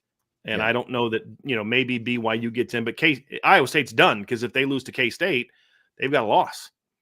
Yeah. So I think that was good for Notre Dame. And I know Navy losing hurt Notre Dame's overall record, but Louisville beating Clemson, first time ever, by the way, that Louisville beat Clemson. Not at Clemson, ever beat Clemson. The first time they played was in 2014, never played before, which is wild that those two teams, they're not that far away, have never played each other. But that was a huge win to do it as convincingly as they did. Clemson has no chance of passing Notre Dame now unless they win the ACC. It's the only chance they have of being ahead of Notre Dame. So they're out, and that gives Notre Dame a better ranked win because if Louisville keeps winning and if they don't jump into the top 25 this weekend, Trevor, they will soon because they play at Stanford next weekend, or they get a bye this weekend, then they play at Stanford. Then they got Pitt at home and then at Kentucky. So there's plenty of chances for Louisville, if they can keep winning, to jump in the top 25. And I think when you look at how good they have good wins on their schedule, especially now they beat Clemson, and they lost to 3 teams that are going to be ranked in the top 15 by a touchdown. Yeah. So I think that helped them. I think Penn State losing did not help as much as Penn State winning would have helped. So that one wasn't great. Pitt losing kind of gets them out of the conversation a little bit. I mean, there were some negatives from it. There's always going to be good and bad, but I think the Louisville game happening was huge for Notre Dame. And I think the Big 12 basically eliminating itself was also big for Notre Dame, in my opinion, this weekend. And some of those SEC, and the one that obviously A&M getting smacked by South Carolina, that hurt a little bit, no doubt. But A&M still going to be ranked high. There's no question about that. I think those games, and then Army winning without their backup quarterback also helped. And then Illinois getting beat by Minnesota could indirectly help Notre Dame because now Penn State doesn't have a top 25 win to hang their hat on. Now, because there's no way a 3-loss Illinois team, in my opinion, is going to be ranked in the top 25 in my view. So overall, I think it was a good weekend for Notre Dame, not a great weekend for Notre Dame. So we're on the same page. Fill in the blank. BYU passing Notre Dame in this week's AP poll the week after with both teams on a bye is blank. Silly. I just don't – there was nothing that warranted it, in my opinion. I think just some voters might have had a change of heart because they weren't fresh off of watching Notre Dame beat a ranked opponent by 37. But I get it. BYU's undefeated and what they're doing in the Big 12 is really exciting. But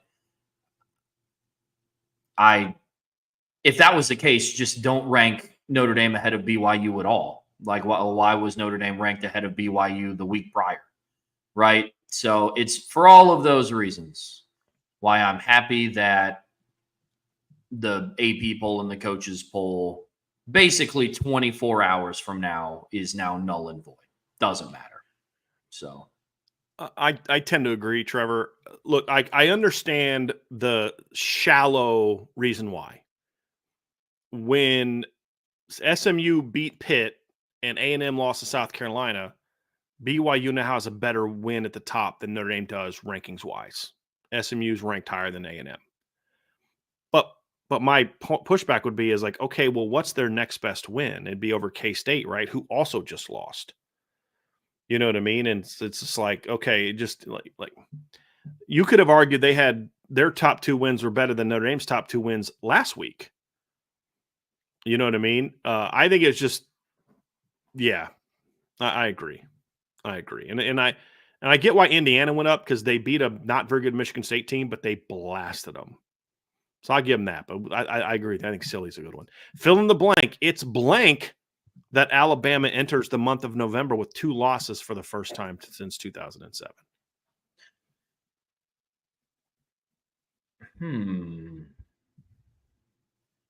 Honestly, well, I think I'm going to say shocking. And the reason why I say shocking is because of the second team that they lost to. Like Tennessee? losing to one of the 2 losses. Sorry. Yeah. I did not have them losing to Vanderbilt in any. Like, I love Clark Lee. I mean, he was a great coordinator at Notre Dame. I like what he's done at Vandy. You're Alabama. That's shocking to me. So yes, there was some turnover, especially with what they looked like at the start of the season too. I mean, yes, the Georgia game ended up closer than what it was, but I think that was more on Bama than it was on Georgia, right? Like, I think Alabama not even took the foot off the gas pedal. I think just put the car into neutral with the lead that they had going into halftime. Mm-hmm. But in the first half, they looked fantastic. They were destroying opponents. Jalen Milroe looked really good the first part of the season. And then I think that was shocking. So it's weird, right? Like, I mean, Alabama is always that team that you just rely on them to be 11-1 or 12-0 and, first or second in the country. So it's shocking to see them, sitting outside of the top 10 with 2 losses going into the first playoff poll. My answer would be good for Notre Dame that Alabama had. Because if Alabama's sitting here, if they would have come back and beat Vanderbilt and their only losses to Tennessee, and these circular thing of Georgia's got 1 loss to Alabama, Alabama has 1 loss to Tennessee, Tennessee has 1 loss to Arkansas. I mean, you know what I mean? Like, it's like, okay, they're all going to be ranked ahead of Notre Dame. Mm-hmm. So it's good that at least one of them has kind of got knocked off. Now, it's not out of the realm of possibility that if Bama runs the table, they're going to go in. Because I actually believe Alabama and LSU are playing in a playoff elimination game this weekend. Yeah. I think the loser of that game's out, barring just chaos and a bunch of teams. Because I don't know that both have strong resumes, but I don't think either of them are going to have a good enough resume to get in over, let's say, a 12-1 Miami and a 12-1 SMU. Those type of games. It's like, could they get in over an 11-2? Let's say that, K-State gets into the Big 12 title game. Or let's say Iowa State runs the table, goes 11-1, loses to BYU. They're 11-2. Should 10-3 Bama or 9-3 Bama be in over 11-2 Iowa State? Heck yes. But should they be in over an 11-2 SMU? I don't think so, because SMU's got some really good wins and would have equally as good of losses. So it's good for Notre Dame that they have 2 losses for the first time since 2007. Fill in the blank. Notre Dame's toughest game and the final month of the season will be USC. Okay. People are going to look at – go ahead. Sorry, Trev. You paused. No, you're good. You were just like, short and sweet, baby. Tell me why. Look, everybody's going to overshadow the fact that USC is now 4-5, and it's unimpressive, but this is the final game of the season. There's a lot that's going to go into this game. USC is much better on paper than what their resume indicates. I think that with it having rivalry implications, I think that's a big deal. And yes, I mean, we saw Penn State lose to Ohio State. I mean, mind you, it was still, well, what was the final score of that game? It was a 1-possession game, wasn't it? For which game? Ohio State, Penn State. It was 2013. Penn State literally had the ball first and goal at the 3-yard line with a chance to tie the game in the fourth quarter and ran 3 freaking straight plays up the middle. Okay. And got stuffed every time. So Penn State had lost. A pass picked off in the end zone at the end of the first half. Yep. It was a sloppy game.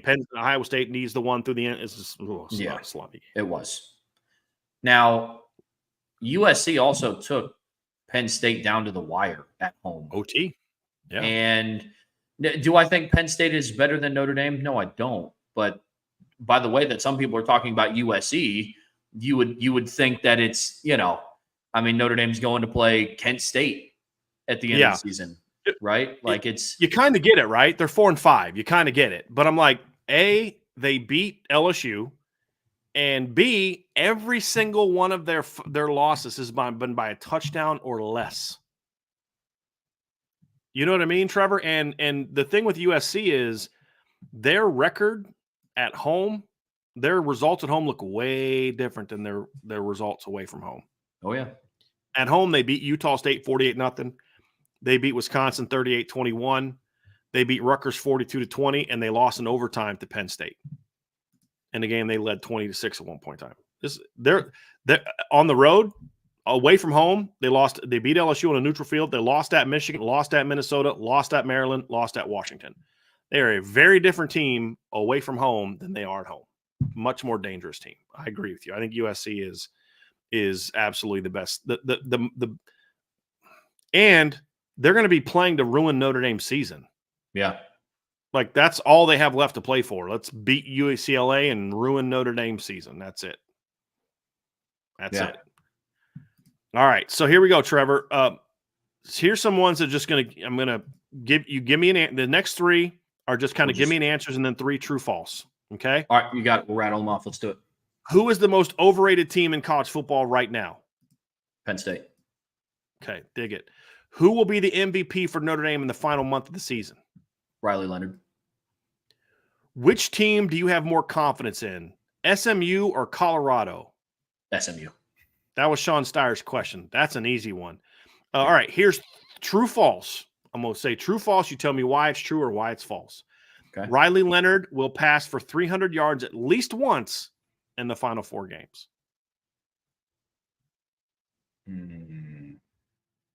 I'm false. Okay. Not for lack of ability. I just don't think he's going to be in. I don't like. It's hard to pass for. It's hard to pass for 300 yards when you play for 2.5 quarters. Right. That's And you run the ball the way that they run the ball. Right. Yeah. Right. Yeah. The only game that I could see that maybe happening would be Virginia, because their pass defense is awful. Mm-hmm. The rest of the teams on their schedule actually have pretty decent pass defenses outside of USC. But again, that game is, to me, going to be more about your ability to run the football. And, but USC's pass defense has given up over 300 yards 4 times this year. But in 2 of those were games you won. One of those was a blowout win where the team had to throw a lot late. That was Rutgers. And then the other one was the Maryland game where they gave a bunch of passes. That's because you had a big lead and they had to throw the ball to come back. Same with Penn State.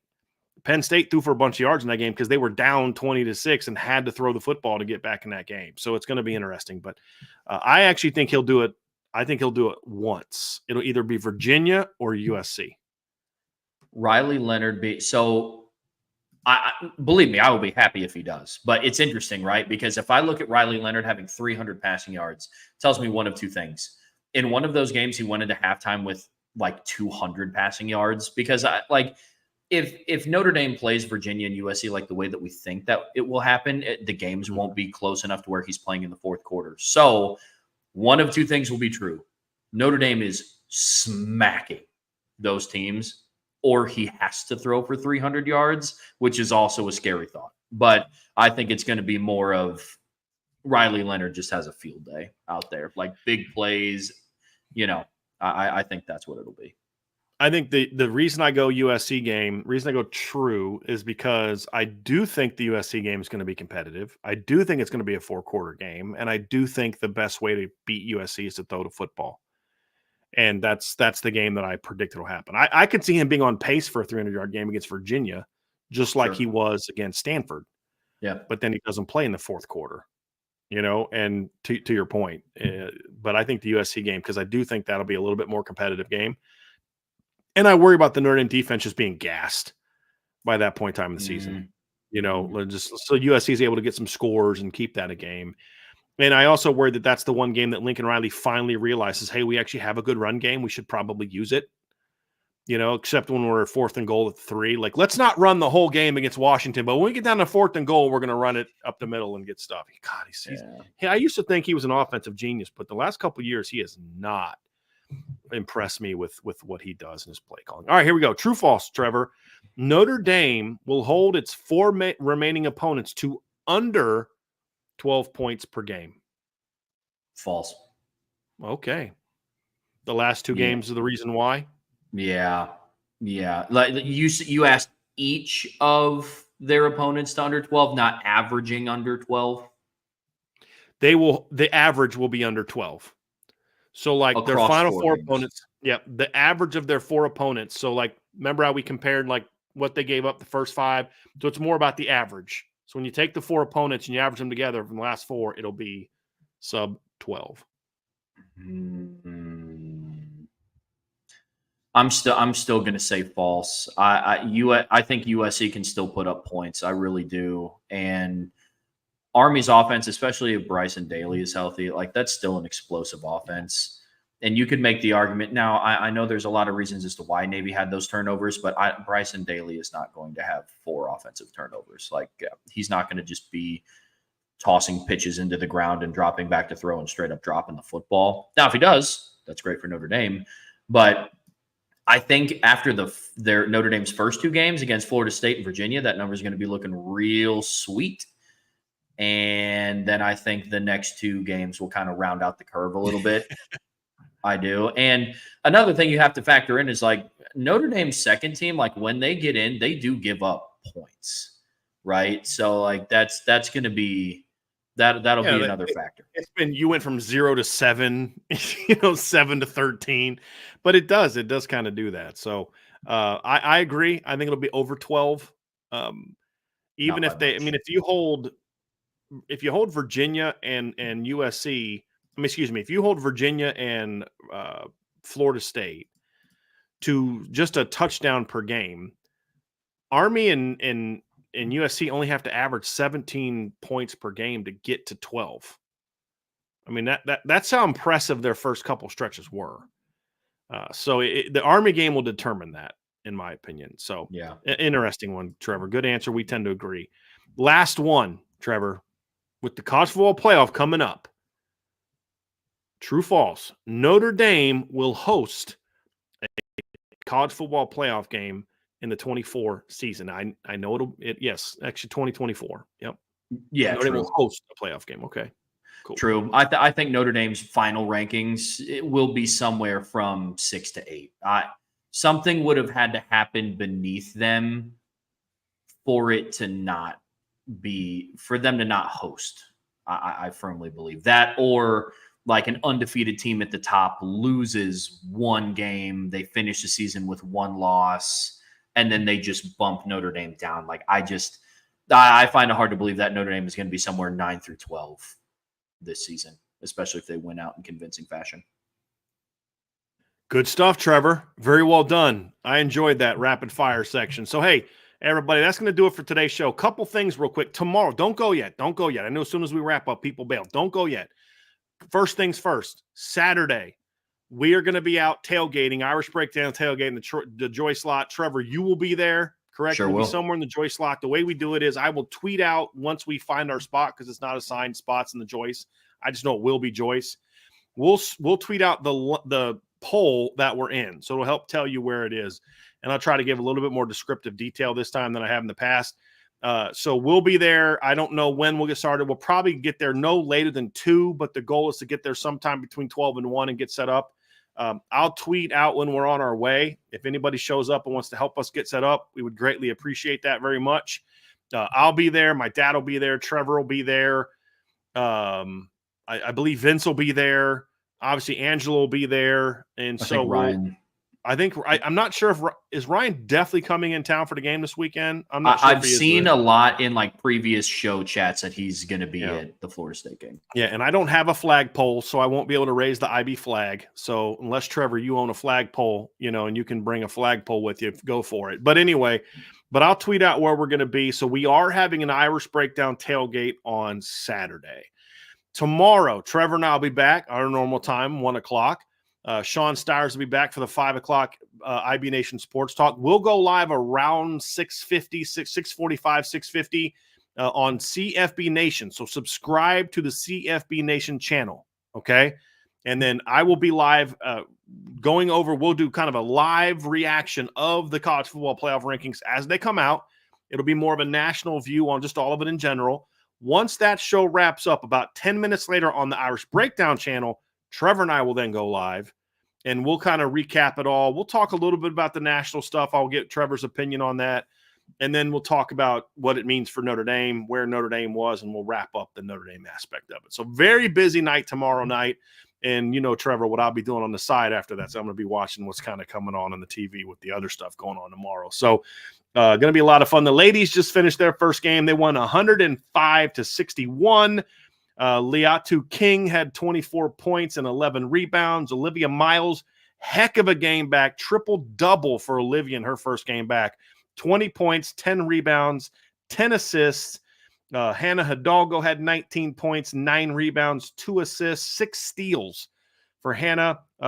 Cass Prosper with a nice bounce-back game after she was out last year. She had 17 points and 5 rebounds, also had 2 blocks.